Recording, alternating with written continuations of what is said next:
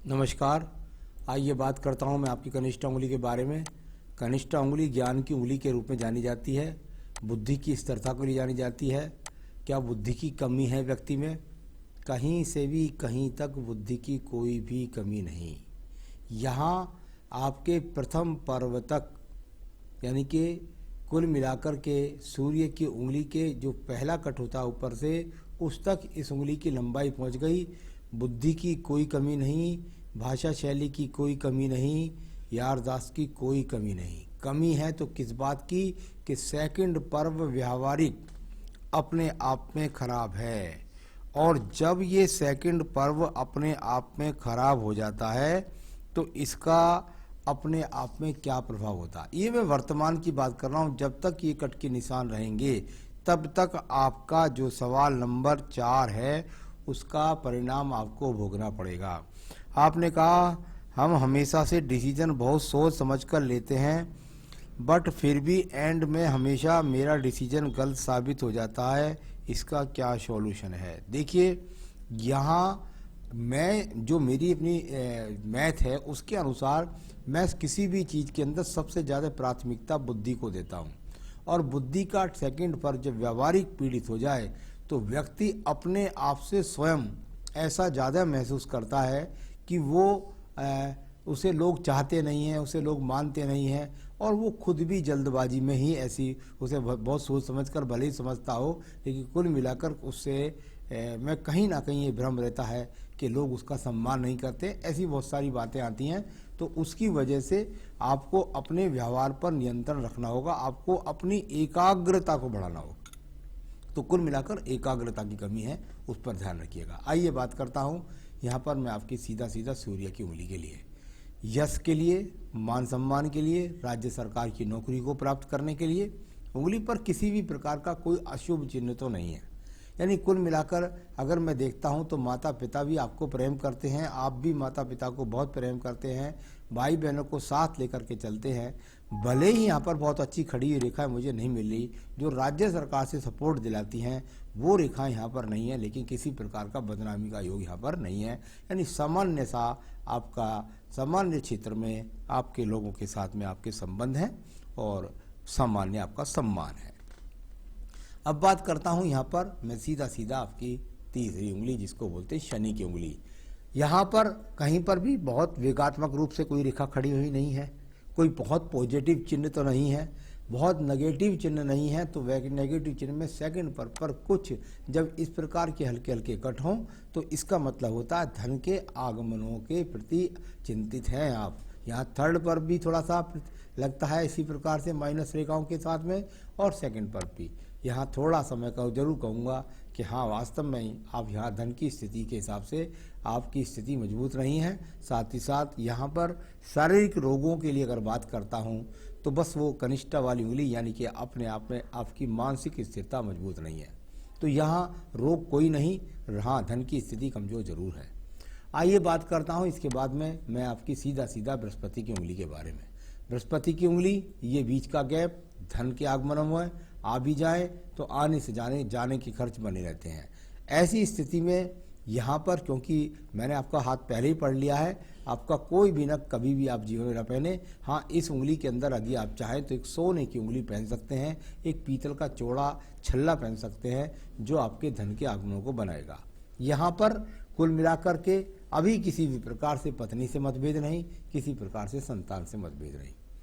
आइए बात करते हैं बुद्ध पर्वत के बारे में। बुद्ध का पर्वत बहुत सारी तिरछी बाड़ी आड़ी टेढ़ी रेखाओं के साथ। मैंने हमेशा कहा जब तक यहाँ अच्छी रेखा ना बनेंगी खड़ी हुई, जब तक इलझकर रेखाएं चलती रहेंगी, तो धन के आगमनों में भी व्यक्ति के में इलझ करके ही मिलता है। यानी कुल मिलाकर अगर चला भी जाए नौकरी पर तो 2-4-6 महीने करे, या इलझ वापिस चला जाए, या मन ही ना लगे इस जॉब में। इस प्रकार की स्थिति ये वर्तमान के लिए है, हमेशा के लिए नहीं। तो कुल मिलाकर अभी यहाँ पर किसी प्रकार के धन के योग नहीं है। तो बुद्ध की उंगली खराब निकली और बुद्ध का पर्वत भी खराब निकला, यानी कि यहाँ पर बुद्धि से इसका बहुत गहरा संबंध है, उंगली का और पर्व का, और दोनों के दोनों यहाँ पर बहुत विचलित हैं। आइए बात करता हूँ सूर्य पर्व के बारे में। सूर्य का पर्व बहुत सारी रेखाओं से आड़ी तिरछी रेखाएं एक दूसरे को काट करके चल रही हैं, भाग दौड़ में कमी नहीं है, मेहनत में कमी नहीं है, लेकिन भगवान सूर्य देव की कृपा नहीं है। राज्य सरकार की नौकरियों के लिए साथ ही साथ मन को मजबूत आत्मा का कारक माना जाता है सूर्य पर्व। जब तक आपकी आत्मा मजबूत नहीं होती तब तक आप अपने जीवन के अंदर मजबूत नहीं कहलाएंगे। अभी तक अगर मैं देखता जा रहा हूं तो जरूर मुझे पितृपक्ष निश्चित रूप से कुछ कमज़ोर लग रहा है कि हाँ बिल्कुल निश्चित रूप से हाथ में मैंने पढ़ भी लिया था, तो यहाँ पितृदोष के तो लक्षण काफ़ी इसमें नज़र आ रहे हैं। अब बात करता हूँ मैं यहाँ पर आपके शनि पर्व के बारे में। शनि का पर्व यानी कुल मिलाकर के धन का पर्व, भाग्य का पर्व। भाग्य का पर्व अभी टूट फूटी रेखाओं के साथ में कहीं कहीं हल्के क्रॉसिस भी है, लेकिन ये ऐसा नहीं है कि इसको मैं ये कह सकूं कि आपके जीवन में आपका भाग्य ही नहीं है। कुल मिलाकर भाग्य आपका है, लेकिन उसमें संघर्ष ज़्यादा है, उसमें टूटन ज़्यादा है, उसमें भागदौड़ ज़्यादा है, स्थान परिवर्तन ज़्यादा है, जॉब परिवर्तन ज़्यादा है। अभी ऐसी स्थितियाँ यहाँ पर बनी हुई हैं। पूरा का पूरा बृहस्पति पर्व यहाँ पर इतना पीड़ित हो जाए, जहाँ पर अगर आप देखें तो क्रॉस भी मिलेगा, तलवार सी पूरी के पूरे हाथ में मिलेगी, कोई भी चीज़ स्थिर ना हो जाए। जहाँ मैंने बुध पर्व को देखा, जहाँ मैंने सूर्य पर्व को देखा, वहीं आपका बृहस्पति का पर्व भी यहाँ पर कुल मिलाकर खराब निकला। यानी कि तीनों चीज़ का जब खराब इस तरीके से मिल जाए पर्व, तो व्यक्ति को पितृदोष की संख्या में जाना जाता है। अभी यहाँ पर विवाह में देरी के बहुत संदेश हैं, कुल मिलाकर संतान देरी के भी सहयोग हैं, राज्य सरकार से नौकरी मिलने में भी बहुत संघर्ष है। बात करता हूँ हृदय रेखा को। हृदय रेखा पीड़ा को जानी जाती है। आपके मन में कितनी पीड़ा है? बहुत पीड़ा है, मन के अंदर बहुत दीप बन रहे हैं, कुल मिलाकर बहुत ज़्यादा यहाँ पर मन के अंदर अशांति छाई हुई है। तो ये सब चीज़ें हृदय रेखा की आपको रोगों में भी ले जा सकती हैं। तो रोगों का आपको ध्यान रखना है, पेट खराब ना हो जाए, कहीं मन अशांत ना हो जाए, क्योंकि मन अशांति की ज़्यादा स्थिति यहाँ पर दिखलाई पड़ती है। तो यहाँ हृदय रेखा भी अपने आप में मजबूत नहीं निकली। ऐसी हृदय रेखाएं जब व्यक्ति के हाथ में बन जाती हैं तो जीवन में पीड़ा, तो मन में पीड़ा, साथ ही साथ पत्नी के साथ संबंधों में भी खराबी बता देती हैं। कुल मिलाकर के अभी यहाँ पर बहुत स्थिति अच्छी नहीं है। तो चार चीज़ें खराब निकली आई। अब बात करता हूँ यहाँ पर आपके मंगल कर्म रेखाओं की। कर्म रेखा और यहाँ भी एक तरह का जाल बनाती हुई और एक तरह की टूटकर, यानी कुल मिलाकर अस्थिरता फिर आपके जीवन में दिखाई दी। मंगल का पर्व भी यहाँ पर बहुत पीड़ित है। जब इतना पीड़ित पर्व हो तो व्यक्ति का स्वयं का मकान अभी बन ही नहीं सकता। साथ ही साथ साहस व्यक्ति कितनी बार खो जाता है, मन के अंदर मजबूत कहीं बन ही नहीं पाता है। और उस अपने आप में अपनी आपकी जो एक और पर्व आपका खराब मिला, वो मंगल का पर्व, ये भी अपने आप में यहाँ पर ईश्वर की कृपा आप पर कहीं भी बरस नहीं रही है। यहाँ कुछ ना कुछ बड़ा दोष आपके पीछे लगा हुआ है। तो इतना ही कह सकता हूँ, यहाँ पर अभी साहस की रेखा एक अच्छी तरीके से काम नहीं कर रही है। देखिएगा आपकी बुद्धि रेखा कितनी पीड़ात्मक और साथ ही साथ आगे भी दीप बन गया। यानी ये इतना बेहतरीन रेखा नहीं कह सकते इसको, ये बहुत बुरी। शुरू में भी देखिए कितनी सारी आपस में इलझ करके टूट करके चल रही हैं। इसके ऊपर भी कुल मिलाकर यहाँ पीड़ात्मक रेखाएं, जिनको सर्जरी चिन्ह बोल देता हूँ, वो मौजूद हैं। यानी कुल मिलाकर के आपके जीवन के अंतर्गत आप सही रूप से कहीं भी मजबूत नहीं हैं बुद्धि से। ये बहुत ही बुरे चिन्ह यहाँ पर मौजूद हैं। ये भी बहुत पीड़ात्मक रेखा है। ये सारी उम्र की नहीं है, ये मैं आपको जरूर बताना चाहूँगा। कभी आप घबरा जाएं तो ये सारी उम्र की नहीं है। ये रेखाएं कभी भी किसी भी रूप में अच्छे रूप में बदल सकती हैं। द्वितीय मंगल पर्वत पर देखें तो यहाँ भी एक रेखा जाकर के ऐसे जाती है, इसमें भी यहाँ दीप बनता है। यानी कुल मिलाकर के आपको ज़्यादा और ज़रूरत है ध्यान रखने की, कहीं आप किसी से इलझ ना जाएं, कहीं किसी से आप झगड़ा झंझट मोल ना ले लें। एक आध रेखा यहाँ से सूर्य पर्व का संबंध बनाती है, तो राज्य सरकार की नौकरी के लिए आदमी को प्रयास करना चाहिए। ऐसे संकेत भी यहाँ पर हैं। तो यहाँ झगड़े झंझट मुकदमे और साथ ही साथ भाग दौड़ में चोट न लग जाए, इस बात को भी आपको संभावना रखनी है। अति क्रोध में आप कभी भी आ सकते हैं, इसमें कोई भी शक नहीं है। चंद्र पर्वत को देखिएगा, इतना ज़्यादा चंद्र पर्वत जहाँ इस प्रकार से बन जाए क्रॉस के चिन्हों के साथ और बहुत पीड़ित हो जाए, मानसिक डिप्रेशन निश्चित रूप से आपको वर्तमान में भी है और आगे कहीं ये डॉक्टर तक आपको ना पहुंचा दे, इस बात की मुझे बहुत ज़्यादा चिंता है। तो बहुत ज़्यादा मानसिक प्रताड़नाओं के लिए, बहुत ज़्यादा डिप्रेशन के लिए यहाँ आंखों के रोग तक के लिए यहाँ बहुत सारी चीज़ें खराब हैं। चंद्र पर्वत भी पीड़ित हुआ और चंद्रमा यदि पीड़ित तो ये भी पितृदोष के लिए माना जाता है। यानी आपके हाथ में पितृदोष में अगर एक आध जगह से भूल भी जाता तो कुल मिलाकर पूरे हाथ में बहुत जगह ये नजर आया कि कहीं ना कहीं पितृदोष का तो आपका संबंध है ही है। आइए बात करता हूँ मैं इसके बाद में आपकी यहाँ पर व्यापारिक रेखा कोई नहीं, कुल मिलाकर बस चाहते हैं कि जीवन के अंदर मुझे अच्छे संसाधन मिल जाए, ये तो हर एक कोई चाहता है और यहाँ योजना भी बनाती है लेकिन फेलियर हो जाती हैं। तो व्यापार में तो कृपया करके बिल्कुल भी ना बढ़े। आइए बात करता हूँ आपकी भाग्य रेखा के बारे में। यहाँ टूट कर चली इस प्रकार से थोड़ा परिवार सहयोग जरूर करता है और कुल मिलाकर के यहाँ भी एक बड़ा दीप बना करके ये रेखा जाती है। यानी आपके जीवन के अंदर ये बहुत अशुभ पहलू मिल रहा है मुझे, जो ये व्यक्ति के जीवन में कई कई नौकरियों में परिवर्तन करता है, कई कई स्थान परिवर्तन करता है, व्यक्ति को स्थायित्व नहीं देता है। ये बहुत बुरा दीप आपके हाथ के यहाँ पर मौजूद है। तो ये भाग्य रेखा पर भी दीप निकला और पितृदोष भी उधर दिखाई दे रहा है लगातार, अच्छा संकेत यहाँ पर नहीं मिले। अब बात करता हूँ मैं इसके बाद में आपके शुक्र पर्व के बारे में। संसाधनों के लिए जाने वाला शुक्र पर्व और बहुत ही पीड़ित रूप से ये संसाधनों को दिखलाता हुआ, यानी कुल मिलाकर के यहाँ कोई बहुत उज्जवल, कोई उठा हुआ, कोई गुलाबी रंग नहीं, बिल्कुल सूखा सा शुक्र पर्व यानी संसाधनों की कमी को दर्शाता है। अब बात करता हूँ मैं उसके बाद में आपको एक और रेखा के बारे में, वो है मंगल रेखा। ये मंगल रेखा अगर आपके हाथ के अंदर ना हो तो आपके लिए बहुत अशुभ बात हो जाए। इसका मतलब क्या हुआ, ये जीवन में लग रही है 55 वर्ष तक, यानी कि कैसे भी आप हिलजते हैं झंझटों में, लेकिन स्वयं को निकाल लाएगी आपको उन झंझटों से ये वो रेखा।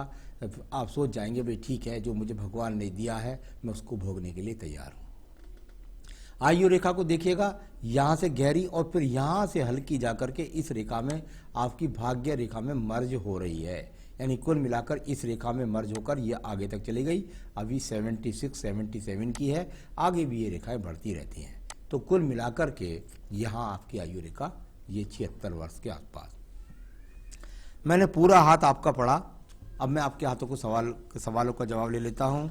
आपने कहा मेरी एज 27 हो गई है, बहुत परंतु आज तक मुझे जॉब नहीं लगी है, क्या करूं, कौन से क्षेत्र में जाऊं, कैसे करूं। देखिए पूरा का पूरा हाथ पीड़ित, कोई सा ऐसा क्षेत्र नहीं दिखाई देता जिसमें मैं आपको यह कह सकूं कि आप इस क्षेत्र में जाकर प्रयास करें, क्योंकि आप पर पितृदोष है।